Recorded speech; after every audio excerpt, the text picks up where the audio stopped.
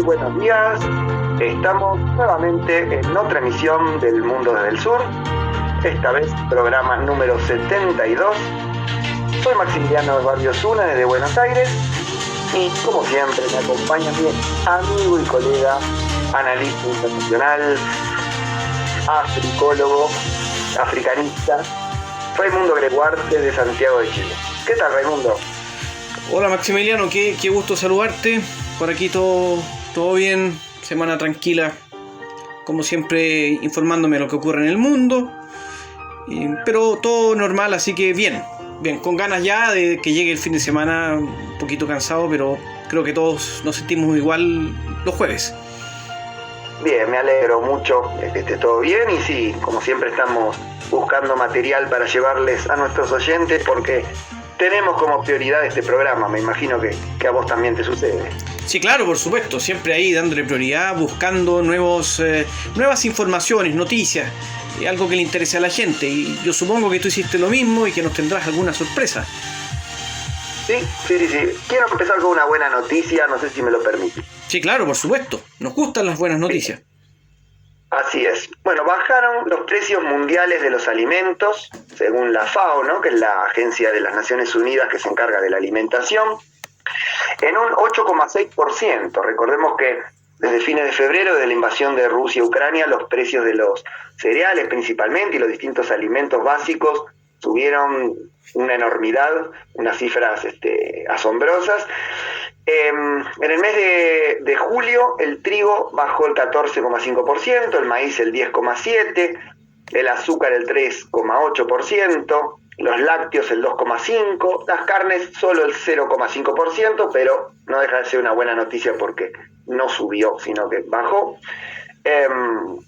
Todavía los precios de los alimentos están un 13% más altos comparados con el mismo mes del año pasado, así que todavía sigue estando alto, pero la buena noticia es que bajó. Lo que ayudó fue el desbloqueo de los puertos ucranianos por parte de Rusia y Turquía y Ucrania, que pudieron llegar a un acuerdo para exportar cereales, y también la baja de la demanda de carnes bovinas. Ante el incremento, muchos países decidieron reemplazarlo por otros consumos. Así que bueno, esa es la buena noticia con la que quería comenzar el programa. Bueno, ojalá que esto se mantenga y que se asegure el acceso a alimentación básica para toda la población del mundo. Yo creo que los estados deberían estar preocupados de resolver ese asunto, pero como vivimos en este mundo, seguramente muchos no le dan la relevancia que merece. Yo voy a ir a África, Maximiliano. Bien. Y voy a decirte que la Comunidad Económica de Estados del África Central y la Comunidad Económica y Monetaria del África Central se fusionarán para así eliminar las rivalidades regionales o subregionales y promover la integración de la región. Esto lo hacen porque África Central es la región más pobre de África y, según informa la misma Unión Africana, África Central es la región menos integrada del continente. Por ejemplo, no hay un mercado común ni tampoco una unión aduanera. Claro. Ahora, la gente, esto se va a concretar de aquí a fines del 2023. Y por si acaso la gente dirá, ¿qué es la Comunidad Económica de Estados del África Central? ¿Qué es la Comunidad Económica y Monetaria del África Central?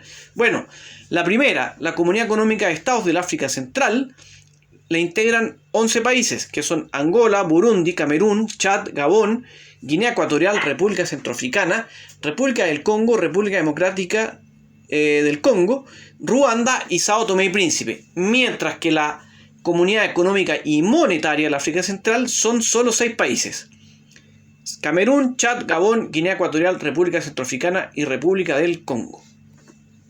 Bien. Bueno, está muy bien que se fusionen para... Si eso me va a mejorar las cosas, desde tu punto de vista mejora el rendimiento o la dinámica de ambas instituciones. Sí, seguramente porque hay dos, o sea, ¿para qué tener dos mecanismos de integración si se puede tener uno? Y aunar a todos estos países en un solo grupo, no que haya 6 y 11 en el grupo de en este bloque de 11 hay 6 que están en el otro. Entonces mejor armar uno, integrarlo a todos y empezar a trabajar para que haya una verdadera integración, ya que igual no se puede mirar en menos que hay un mercado pensando en los productos, un mercado de 240 millones de personas en estos países. Claro, bien, bueno, ojalá que África está necesitando más integración regional y subregional, así que ojalá que se pueda completar. Bien, así que ya van 2 buenas noticias. Sí. Yo tengo una tercera que podríamos ponerla también entre las buenas noticias. Es neutral, pero no es una mala noticia, lo que no deja de ser positivo. Se va a realizar a partir de hoy, comienza la cumbre de la CELAC en Buenos Aires. Recordemos que Argentina tiene la presidencia pro tempore, en el que van a estar presentes el expresidente uruguayo José Mujica, el expresidente español José Luis Rodríguez Zapatero, el expresidente colombiano Ernesto Samper, mientras que el presidente mexicano López Obrador va a estar por videollamada, remotamente desde México, y es muy probable que también esté el expresidente y actual candidato presidencial brasileño Lula da Silva. La agenda de la CELAC, bajo la presidencia argentina, lo que busca es fortalecer la integración de los países miembros. Recordemos que la CELAC está integrado por todos los países de América Latina y el Caribe. Casi todo el continente americano, menos Estados Unidos y Canadá, ha perdido bastante relevancia en los últimos años, pero ahora está tomando un nuevo impulso. Y se van a ver temas de agenda como la pospandemia, ciencia, tecnología, medio ambiente, cultura, educación, y también vincularse con otros bloques. Por ejemplo, en septiembre, durante el debate de la Asamblea General de la ONU, que se realiza anualmente, el presidente Alberto Fernández, representando a la CELAC, se va a entrevistar y va a establecer acuerdos con India, la Unión Africana, la ASEAN, que es la Comunidad de Estados del Sudeste Asiático, China y Japón. Así que se espera una gran agenda internacional para la región. Estaremos viendo qué ocurre y ojalá sea algo bueno. Yo, para terminar este bloque, tengo una última noticia. Ojalá que sea buena. No es buena. Tenemos a 1 millón de personas desplazadas por la sequía en Somalia. Esto según el último informe publicado por la Organización Internacional para las Migraciones, IOM, por sus siglas en inglés, y que entrega datos del periodo entre abril y junio de este año. Rápidamente, 7,7 millones de personas necesitan ayuda humanitaria en 2022. Recordando que en Somalia el total es de 15,7 millones. También pasó de tener 3,2 millones con necesidad de ayuda humanitaria en diciembre del año pasado a los 7,7 millones actuales, es decir, un aumento de más del 100%. Claro. Además, tenemos 2,9 millones de desplazados internos, 7 millones afectados por la sequía hasta junio de este año y 918.000 personas desplazadas por la sequía hasta junio de este año. Estas personas buscan agua, comida y pastura. Claro. Esto se agravaría porque en el periodo octubre-diciembre de este año, que se supone que es la época lluviosa, por 5º año consecutivo, y aquí cito textual, habría una temporada de lluvias fallida. Claro, además de eso, no ayuda el clima.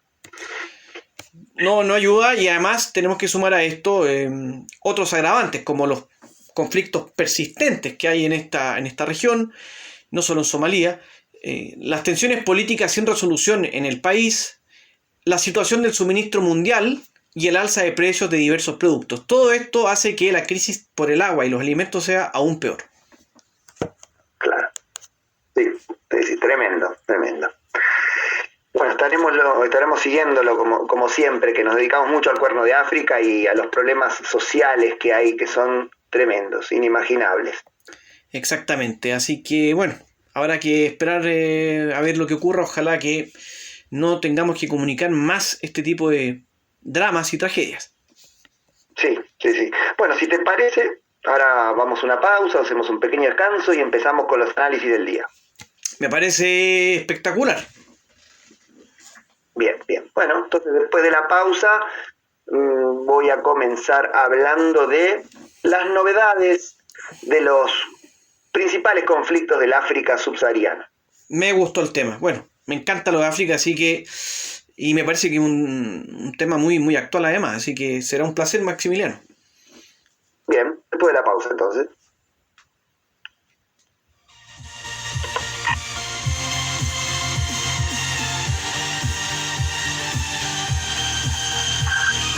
Estamos de regreso, segundo bloque del programa de hoy, el número 71, 72 me parece, 72. Exacto. ¿Cómo pasa Así el es. tiempo? El del lunes fue el 71. Maximiliano, nos comentabas que ibas a hablar sobre los principales conflictos que están desarrollándose en el África subsahariana, así que te escuchamos. Sí, así es. Voy a hacer un rápido repaso por las crisis que está habiendo en este momento. Recordemos que el África subsahariana es el África negra, digamos, por llamarlo de alguna manera. No es el África del norte, no es el Magreb, sino es de ahí para el sur, digamos, del desierto del Sahara hacia el sur, hasta Sudáfrica. Quisiera comenzar con Senegal, que es un país que tiene una estabilidad política, gran estabilidad política y un gran crecimiento económico. Desde 1970 que no hay golpes de Estado. En el año 2019 creció un 6% antes de la pandemia. Es un país que tiene petróleo, pero el problema es que las multinacionales se llevan las ganancias ante la escasez de petróleo y alimento mundial, ¿no? El presidente se llama Macky Sall, se ha vuelto un poco más autoritario. Hubo elecciones hace poco, el 31 de julio, elecciones parlamentarias, en los cuales muchos opositores han sido encarcelados. Sin embargo, la oposición terminó ganando estas elecciones, o sea, no se transforma en una dictadura, Senegal, pero hay más autoritarismo y además el yihadismo que azota la región, es decir, el radicalismo, la versión del Islam visto de manera radical y armada, está llegando a las fronteras de Senegal, que era un país que hasta el momento venía estando exento. Bueno, pasando a Chad, ya hemos hablado de que ha habido el hijo del expresidente Idriss Déby tomó el poder cuando falleció el padre ante una operación militar, pero está habiendo avances en la reconciliación. Hay preconversaciones de paz que se van a realizar entre octubre y noviembre para pacificar el país que luego del asesinato del expresidente, y que incluye a 52 grupos políticos, entre los cuales podría incluirse el Frente por el Cambio, que es el grupo que asesinó al expresidente Idriss Déby. Así que si las buenas noticias continúan, es posible que en octubre o noviembre haya algún representante de este grupo que participó, que asesinó directamente al expresidente. Sí, hay que importante destacar, primero sobre lo de Senegal, que han encontrado grandes yacimientos gasíferos, que los comparten con Mauritania, así que eventualmente Senegal va a recibir muchos más ingresos por la venta de gas en las próximas décadas. Y lo segundo, sobre Chad, parece ser que a diferencia de otros países, no voy a dar nombres porque quizás me adelanto tu análisis, pero a diferencia de otros países africanos, en Chad está avanzando poco a poco la reconciliación y el diálogo político. Uno ve que hay algunas señales que permiten interpretar que el proceso va bien o mejor que encaminado que en otros casos. Sí. Nómbrame si querés alguno de los casos, a ver si lo tengo como pendiente para... Me preocupa lo de Guinea, me preocupa también el autoritarismo en Malí, pero me preocupa de sobremanera lo de Guinea. Sí, bueno, vamos a hablar de Guinea entonces. Creo que lo mencionaste en un programa anterior en que, hubo un golpe de Estado, en este momento gobierna una dictadura, y llegó a un acuerdo de transición que en lugar de 3 años, a 2 años de transición civil, y la CEDEAO, que es el organismo de Comunidad de Estados de África Occidental, aceptó esta reducción, ¿no?, de la dictadura. Creo que lo habías mencionado, si no me equivoco, ¿no? ¿Esto? Sí. Sí, me parece en algún programa anterior. En otro programa analizamos esto, sí. Claro, hablando de Malí,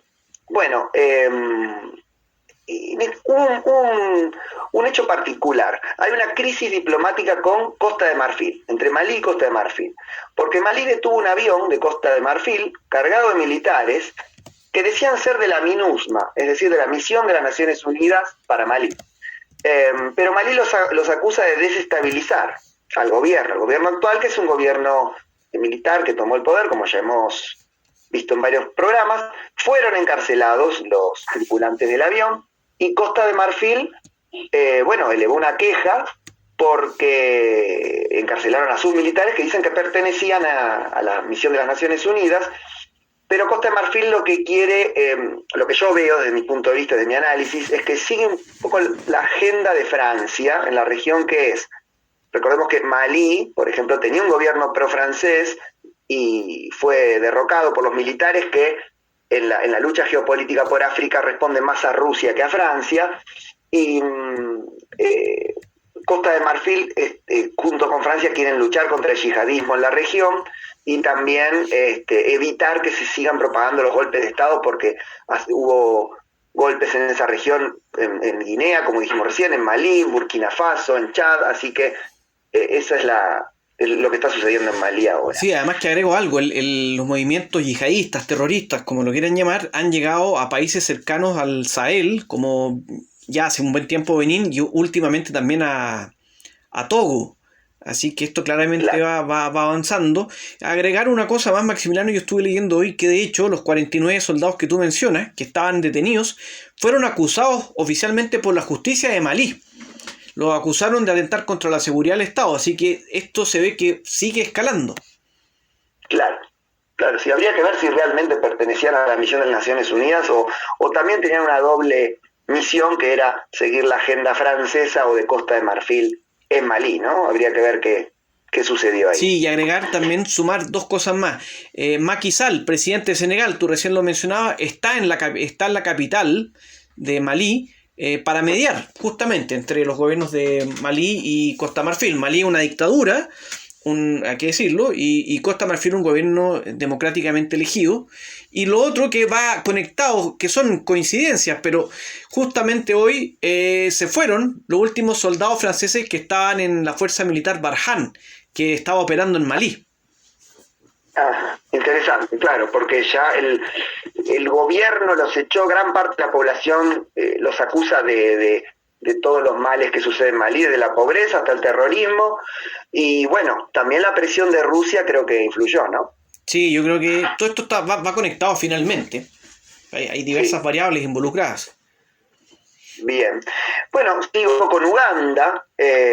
Parece que el presidente Museveni ya no es tan aliado de Estados Unidos, se acercó mucho a Rusia, entonces ya es un país que podríamos tachar de la lista de aliados de Estados Unidos en la región. Ha sido un poco el gendarme de Estados Unidos en esta zona del África Oriental.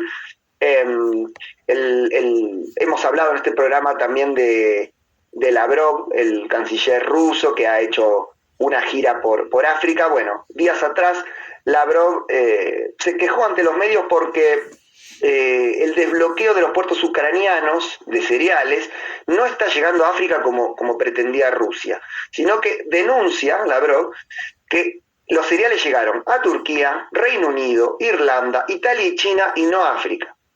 Es decir, que no se cumplió lo pactado con Ucrania, con Turquía. Eso según Moscú, ¿no? Habría que constatarlo si es cierto, pero me suena verosímil.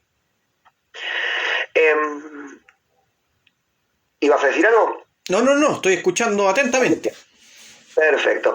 Luego, bueno, Rusia acercó los lazos diplomáticos y políticos con Sudáfrica, que es precisamente donde estuvo Blinken, vos lo mencionabas en la parte de las noticias, porque tener de su lado a Sudáfrica le permite un control político, geopolítico diría yo, de casi toda la África subsahariana, porque Sudáfrica es un país con mucho peso en el continente.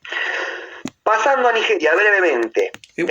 Una cosa solamente, Maximiliano, perdona que te interrumpa, para que la gente sepa que tú mencionabas a Museveni, hay que decir que está desde 1986 al mando del país, y recién desde 1996 realizando elecciones que muchas veces son miradas con mucho recelo porque supone que muchas veces están arregladas.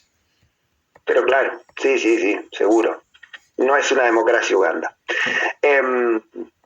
Se prepara un impeachment contra el presidente de Nigeria por la inseguridad que hay en Nigeria. Inseguridad son atentados terroristas, principalmente contra oleoductos, porque es un país petrolero, Nigeria. Pero algo que me llamó la atención, que quería destacar, es que Nigeria se ha quedado desabastecido de petróleo, y también hubo cortes en la electricidad por este motivo, porque las empresas petroleras, que son multinacionales, no nigerianas, se han llevado el petróleo del país cuando comenzó la guerra de Ucrania, por la escasez de petróleo y por el aumento del combustible.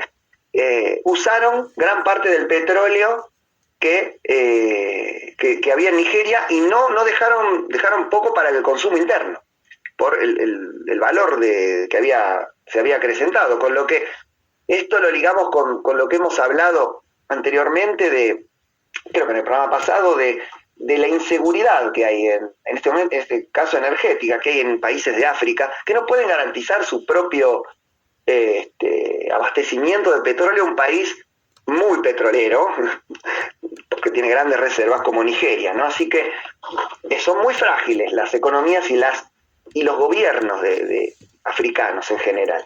Sí, en Nigeria es un país tan rico, pero también muy poblado y con tantos problemas internos. Es la historia.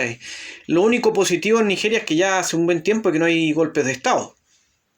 Claro, sí, hace bastante que hay una relativa calma democrática. Bueno, para finalizar, pasando por Sudán, Sudán se ha acercado a Estados Unidos, a Israel, con los acuerdos de Abraham, pagándole las indemnizaciones a las familias de las embajadas de Tanzania y Kenia que voló Al Qaeda en 1998, en el que Sudán supuestamente está detrás, le pagó a las familias de los estadounidenses implicados, entonces se reconcilió con Occidente, pero en este momento permite, como decíamos hace un rato, que estén las milicias rusas de Wagner, y también tiene tiene una gran crisis económica, pero tiene un gran lazo diplomático con Moscú, en medio de esta guerra, que a Moscú le sirve, cada voto en las Naciones Unidas le sirve. Entonces está como jugando a dos puntas en este momento Sudán. Y por último quiero referirme a Somalia. Programas atrás hablamos de la estabilidad de Somalilandia, esa región semi-independiente, no sé si te acordás. Sí, claro. Bueno, esta vida más normal, digamos, o más tranquila en Somalilandia, un poco está lamentablemente llegando a su fin, porque hubo grandes manifestaciones, porque quieren echar al presidente, muchos manifestantes, y con el apoyo, hay tres grandes partidos políticos. Uno es el que controla el Poder Ejecutivo, del cual pertenece obviamente el presidente. Otro tiene mayoría en el Congreso, y hay una tercera fuerza por medio del cual quiere establecer elecciones. El presidente se niega, elecciones anticipadas en realidad. Entonces este tercer partido político, que también es una minoría en el Congreso, llamó a armarse contra el presidente. Así que la estabilidad de Somalilandia está en entredicho por estos días. Eso me pareció una novedad. Sí, es considerado una de las regiones o territorios más tranquilos del Cuerno de África, y donde la democracia ha avanzado más. Así que lamentable, pero me imagino que no puede estar tampoco todavía hay cierta fragilidad, más allá que hay un gobierno que funciona como un Estado, todavía no ha sido reconocido internacionalmente, y por lo tanto tiene una fragilidad mayor en comparación a otros estados propiamente ya conformados. Y agregaría una cosa más, Maximiliano, me acordé de Sierra Leona, que la semana pasada hubo unas protestas terribles, muy violentas, se llegó a decretar toque de queda en este país. Así que es interesante lo que está ocurriendo, pero lamentable, porque era un país que tras una guerra civil se recuperó y estaba consolidando sus democratización. Así que ojalá que esto no siga aumentando. Y por último mencionar también que República Democrática del Congo y Ruanda siguen con su gallito ahí, su gallito diplomático. República Democrática del Congo y Uganda, dijiste. No, Ruanda. Ruanda, claro. Sí, eso desde la caída de Mobutu en el 97. Mucho tiempo. Sí. Bueno, lo dejo acá porque no quiero estirarme, da para mucho, va muy largo, pero lo seguiremos analizando en otros programas, por supuesto. Absolutamente. Ahora nos iremos a una pausa, ¿o no? Sí. ¿Qué tenés preparado para nosotros después de la pausa? Así yo tomo un poco de agua y te dejo hablar a vos. Cambio climático. Vamos a hablar sobre récords de temperaturas y grandes sequías. Bien, muy interesante. Dale, después de la pausa nos informás sobre eso.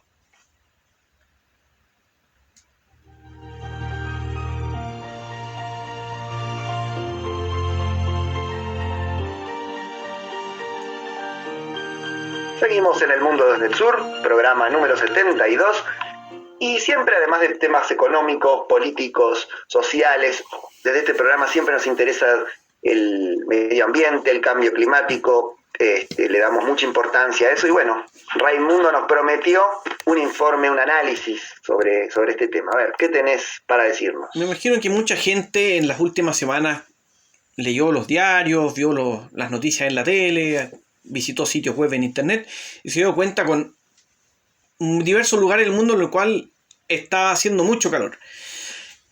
Lo concreto es que, según la Agencia Meteorológica de Japón, julio del 2022 tuvo una anomalía de 0,25 grados en comparación con el promedio del periodo 1991-2020. Así, julio de 2022 es el quinto julio más caluroso de la historia. Claro, más de 150 años de registro creo que hay, ¿no? Sí, desde más o menos 1880, un poquito antes me parece. Y resulta que los primeros 6 meses de este año se convirtieron en el sexto más caluroso de la historia, desde que hay registro. O sea, comparando los 6 primeros meses del 2022 con los 6 primeros meses de los anteriores años, este fue el sexto más caluroso de la historia. Falta todavía más meses de este año, pero lo bueno es que no se va a batir récord, en el sentido de que no va a trepar este año hasta el número 5, es muy poco probable, entre otras cosas por la presencia de la Niña. O sea, tenemos que agradecerle al fenómeno de la Niña, que impidió que 2022 no fuese tan caluroso como podría haber sido si es que no hubiésemos tenido la Niña. Claro. Ya. Lo que contribuye no solo a la sequía, sino también a incendios forestales y varios anomalías climáticas. Claro, y a propósito de anomalías, te voy a contar algunos datos. Hace unos días, estamos ya jueves 18. El domingo 14, en Irán, la Organización Meteorológica de Irán oficializó la temperatura de 53,6 grados en Shush. Es la temperatura más alta en Asia durante agosto, en toda la historia, y una de las más altas durante este mes en todo el mundo. Claro, tremenda esa temperatura. El 15 de agosto, solo el 15 de agosto en China, se establecieron 81 nuevos récords de máximas a lo largo de distintas regiones del país. Es muchísimo. 81. Sí, 81 récords. La temperatura más alta en ese día fue 44,4.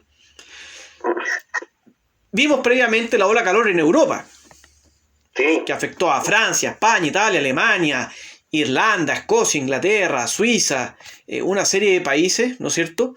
Y aquí voy a destacar algunas cosas. Portugal, el oeste de Francia y también Irlanda rompieron récords históricos, mientras que en el Reino Unido por primera vez en la historia la temperatura llegó a los 40 grados. Ah, mira, Además, 40 grados. Sí, llegaron a más. Gales y Escocia además batieron los récords nacionales de temperaturas máximas diarias. España tuvo el mes de julio más cálido de la historia. Y tuvo una ola de calor que duró desde el 8 hasta el 26 de julio. Nunca antes hubo una ola de calor más intensa y duradera que esta. Claro, casi todo el mes. O sea, imagínate, claro, casi todo el mes. Ahora, también esto generó diversos récords de temperatura durante el 2022 en muchos países del mundo. La lista es eterna, solo te voy a decir los primeros que aparecen para que veas cuán variado es esto. Paraguay, Australia, la Antártica, que es un territorio, Tayikistán, Uruguay, Brasil, Islas Reunión, Montenegro, Nigeria, Nueva Zelanda, Taiwán, Portugal, etcétera, etcétera, etcétera. En distintos continentes, distintas regiones. Claro. Ahora, eso sí, hay que mencionar, como lo han explicado los expertos muchas veces, que estas olas de calor también van en paralelo con anomalías de temperatura, que en algunos casos son menores a lo normal. Y esto es lo que pasó en el Cuerno de África, en India, en parte de Asia Central, en algunas regiones de Australia, y también en algunas zonas de Escandinavia, países bálticos y también Islandia. A esto se suman Georgia y Turquía.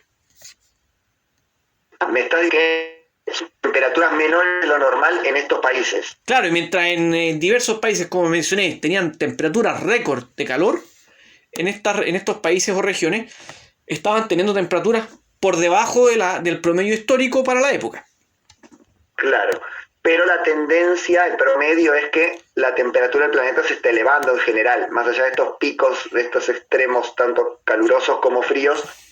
El promedio está aumentando la temperatura. Claro, ¿no? lo han explicado los expertos, lo hemos comentado en anteriores programas, que el cambio climático no es que haga calor en todas partes, sino que es muy normal que haga calor y que de repente tengamos zonas donde baja la temperatura o a veces olas polares muy fuertes, también combinado con sequías, seguidas después por unos aluviones, ¿no es cierto? Como el otro día, no sé, hay regiones o países o ciudades que en un día ha caído lo que caería en un año. Claro. Y por eso es preocupante. Ahora vamos a hablar de otro tema que va ligado, que son las sequías, Maximiliano. Sí. En estos momentos hay sequías en partes de Europa, con ríos emblemáticos como el Tíber, que están vacíos, no, secos, no hay agua. También en el Cuerno de África, en el Sahel, en partes de Sudamérica, en Norteamérica, en el norte de África, en el Mediterráneo. La Convención de las Naciones Unidas está preocupada, de hecho, y la Convención de las Naciones Unidas para combatir la desertificación estableció que las sequías han aumentado un 29% desde el 2000. Claro, muchísimo, 29%. Claro, y han aumentado no solo en cantidad, sino que también en la extensión, la duración de las mismas. Claro. Por lo tanto, si no se toman las medidas correctas, las sequías afectarán a 3/4 de la población mundial en el 2050. No falta tanto. No, y de hecho algunos dicen que si no se toman medidas aún más fuertes, el 2030 podría haber 700 millones de desplazados por la sequía. Claro. Esas medidas serían, además de la reducción de gases de efecto invernadero, no talar bosques. ¿Qué otras medidas? Proteger los humedales, los acuíferos. ¿Cuáles serían esas medidas? Bueno, van medidas desde como las que tú mencionas, también medidas que, por ejemplo, la construcción de infraestructura, embalses, políticas que gestionen de mejor forma el uso del agua, la reducción del agua para fines que no son relevantes. Por ejemplo, el típico ejemplo es el lavar el auto. Claro. También la resolución de los conflictos, porque se ha visto que en muchos países se destruye la infraestructura o no se pueden hacer modernización de la que ya existe porque simplemente son lugares, espacios, territorios en los cuales hay guerra o hay conflictos. Exacto, sí. Y por supuesto también la contaminación que deja millones de personas muchas veces sin poder acceder al agua. Claro. Así que finalmente, Maximiliano, para ir cerrando este tema, estamos teniendo datos históricos en los últimos años. Ya es una normalidad esto. Nos hablan que esta es la nueva normalidad. De hecho, es una normalidad. Mira, tú sabías que desde el año 77, ¿ya? Hemos tenido, todos los años han sido más calurosos que el promedio. Siempre ha aumentado un poco. Claro, desde el año 77, 1977. El último año que tuvimos una anomalía negativa fue en 1979, donde hubo un 0,009 grados menos que lo normal. Claro, y de ahí nunca más se revirtió. No, es increíble que hasta el año 39 siempre eran anomalías negativas, o sea, con menor temperatura, a partir de entonces, hasta el año 77 que mencionaba, se fueron alternando estos ciclos, ¿no? Y ya desde el año 77 en adelante, ya siempre va al alza, y aunque hay intervalos, uno podría decir que si el año 77 hubo 0,25, la anomalía, llegamos a tener una anomalía del 1,11% del 2016. La gente preguntará, pero tener 1 grado más de temperatura, ¿qué tanto afecta? No, es terrible, es devastador esto. Claro, sí, es muchísimo. Claro, y cambia todo, las temperaturas de los océanos, en fin, destruye ecosistemas, hay migración de personas, pero también de fauna, en fin. Sí, 1 grado altera mucho porque hay un equilibrio. Claro. Que se está rompiendo, claro. Sí. Así que bueno, lo tendremos que seguir este tema, Maximiliano. Lamentablemente el tiempo nos está pisando la cola, pero es un tema muy, muy interesante. Nos deja pensando este tema, nos deja reflexionando, y eso es bueno, eso intentamos también desde este programa. Así que bueno, los invitamos a los oyentes a suscribirse a nuestro canal de YouTube, del Mundo desde el Sur, y compartirlo en las redes sociales, poner me gusta si les gustó, si no les gustó no, y bueno, también seguir proponiéndonos temas como suelen hacer. Así que bueno, un placer haber hecho nuevamente este programa con vos, Raimundo, y les agradezco a los oyentes que nos hayan acompañado. Para mí también fue un placer, Maximiliano, y te deseo un excelente fin de semana, porque ya estamos a jueves en la noche y pronto, bueno, no en la tarde-noche, dependiendo del país, y ya se acerca el viernes. Así que buen fin de semana y saludos para todos. Así es. Bueno, gracias y hasta pronto.